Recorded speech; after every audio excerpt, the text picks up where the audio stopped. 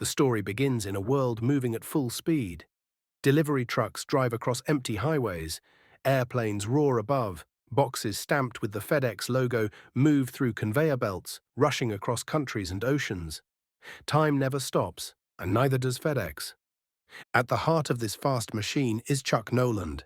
Chuck's whole life is about one thing: the clock. He isn't a pilot or a driver. He's the man who makes sure every package arrives on time, no matter what. We first see him in Russia, just before the year 2000. It's the holidays, and most people are thinking about family, food, and celebrations. But not Chuck. He's on the warehouse floor, standing tall in front of workers, lecturing them about efficiency. He checks his watch. He points to boxes still waiting to be moved. He reminds them, every package matters. We live or die by the clock. His tone is sharp, serious. To Chuck, minutes are precious, seconds even more so. The workers listen, but some are tired, some frustrated. Chuck doesn't notice. He isn't cruel, but he is consumed by his mission. FedEx is his world. Yet behind this strict, time-obsessed man, there is a softer side. When Chuck comes home for Christmas dinner, from the cold, hard warehouse to the warmth of family and food. Laughter fills the room, people gather around the table, and there, at the center of Chuck's heart, is Kelly. Chuck and Kelly sit close, sharing small smiles, quiet jokes. Their love is real, warm and deep. But even here, time pulls Chuck away. His pager buzzes. A flight needs him. He promises Kelly he'll be back soon. Before leaving, he gives her a gift. A small silver pocket watch. We see a photo of Kelly inside. This watch isn't just a gift, it's a symbol. Chuck kisses Kelly goodbye, hurrying out the door. She watches him leave, her face showing both love and sadness. She knows FedEx always comes first. He doesn't see it, but she feels it. Chuck is now aboard a FedEx cargo plane, flying high above the Pacific Ocean. At first, the flight is calm. The crew chats casually. He plans his work. The plane shakes lightly. Chuck looks up. The crew stiffens, exchanging worried glances. Suddenly, turbulence slams the aircraft. Cargo shifts violently. Boxes break loose, crashing into the walls. Lights flicker, alarms blare. Chuck grabs onto a seat, his eyes wide with fear. The pilots shout commands, desperately fighting for control. Chuck tries to strap himself in. The cabin tilts sharply, follows Chuck's terrified face. He is helpless, trapped in a storm of steel and fire. He fumbles for the emergency kit. The pilots' voices blur into chaos. "Brace! Brace!" someone yells, and then a deafening boom as the plane slams into the ocean. We plunge into darkness, deep under the water. Chuck is thrown violently, struggling against the current. His arms flail, bubbles escaping his mouth. His lungs burn as he fights toward the surface. At last, he bursts out of the black water, gasping for air. Flames light up the night sky. Pieces of the plane burn and sink around him. Waves rise like walls, slamming against him. Somehow he reaches an orange inflatable life raft, clinging to it as the storm batters him. Lightning flashes, showing his terrified face. The sound of his cries is drowned out by the raging sea. And then, silence again. The storm passes. Chuck floats alone on the endless ocean, his raft his only lifeline. The clock, his obsession, has stopped. Time no longer belongs to him. When Chuck opens his eyes again, it's morning. The storm is gone, but he is not safe. His raft has drifted toward a rocky shoreline. Waves slam against jagged stone. The raft tears apart. Chuck is tossed like a rag doll, fighting to stay above water. His arms scrape against coral. Salt burns in his wounds. He kicks, gasps, and crawls until finally he collapses on the sand. For a long time, he just lies there, staring at nothing. Then he pushes himself up, staggering onto his feet. His clothes are torn, his body bruised. All around him is wilderness. Chuck shouts, "Help!" Somebody. His voice echoes into the emptiness. There is no answer, only the wind and the waves. The first day is filled with panic. He stumbles across the beach, searching desperately for people. Exhausted, he collapses again. The sun beats down. Hunger claws at his stomach. His lips dry and crack. He is alone. As night falls, he realizes another danger: darkness. Chuck tries to sleep on the sand, but fear keeps him awake. He shivers. The next morning, survival instincts begin to push through panic. Chuck explores the shoreline carefully. He finds pieces of the crashed plane washed up on the beach. Among the wreckage, he discovers FedEx packages. At first, he gathers them just to hold onto something familiar. He drags them back up the beach, stacking them together. He doesn't open them yet. Instead, he treats them like treasure, storing them as if rescue might come tomorrow. The reality of hunger and thirst begins to press harder. He finds a small puddle of rainwater collected in leaves and rocks. He drinks greedily, like a starving animal. Next comes food. He tries coconuts, shaking them violently. They seem impossible to open. He throws them against rock. Finally, one cracks open. He drinks the milk and eats the white flesh inside, messy and desperate. But coconuts alone cannot fill his stomach. He tries to fish with his hands, diving into the shallow surf, but the fish dart away, too fast, too clever. One day he tries to leave the island. He paddled so fast, but the current was too strong that he was struck by the wave. Blood seeps into the water. Thank God Almighty that the sharks went on holiday that day. Drawing his fear, he stumbles back to the beach, limping. At night, he stares at the sky. In that moment, he realizes how small he is. The loneliness begins to take shape. He starts to speak out loud, to no one, just to hear his own voice. He whispers, "Kelly." Her name becomes his anchor. On the third or fourth day, Chuck decides to climb the cliffs to get a better view of the island. At last he reaches the top, and what he sees crushes him. From up high, the view stretches in every direction, nothing but endless blue ocean circling the island completely. The truth hits him like a hammer. He is stranded. He stares at the edge of the cliff. For a moment, dark thoughts creep into his mind. It would be easy, he thinks, to just step off, to end the suffering before it grows worse. But he doesn't. Something inside him, maybe Kelly's face in the pocket watch, keeps him alive.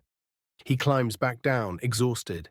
The days bleed together. Sunburn scorches his skin. His lips split and bleed. His body weakens. But somewhere in the middle of this suffering, a thought begins to form. He is still alive. And as long as he is alive, maybe there is still a chance. Days roll into nights. Chuck's body grows thinner, his beard longer, his skin rough from the sun. He wanders the beach with tired eyes, but each day he learns something new. One day, while searching the wreckage again, Chuck discovers a strange object. A white volleyball. Just another FedEx package washed ashore. At first it seems useless. Just a ball. But later, after cutting his hand on sharp coral, Chuck grabs the volleyball in frustration.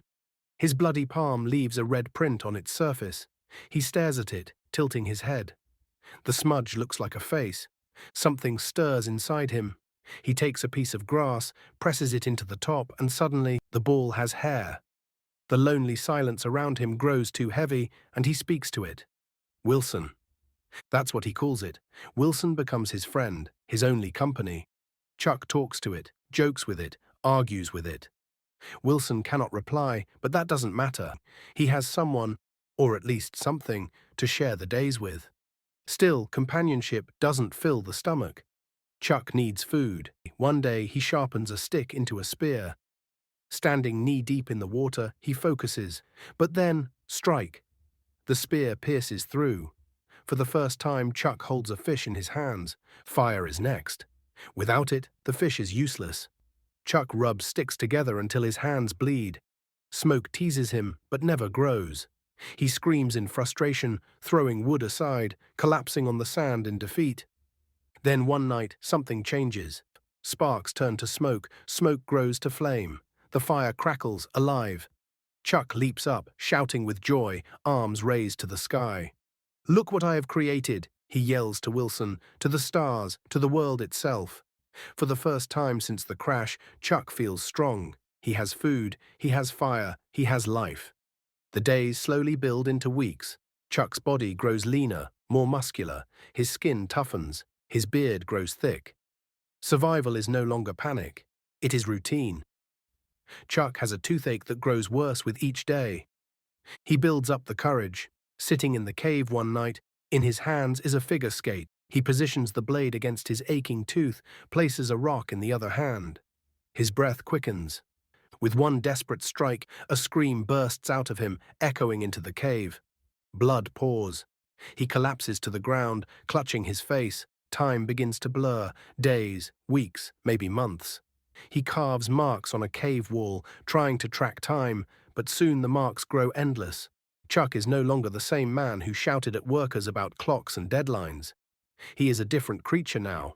Yet deep inside, the memory of Kelly and the photo inside the pocket watch continues to burn. Hope has not died. Time has passed. Chuck stands on the beach, and he is almost unrecognizable. Before us now stands a man hardened by 4 years of survival.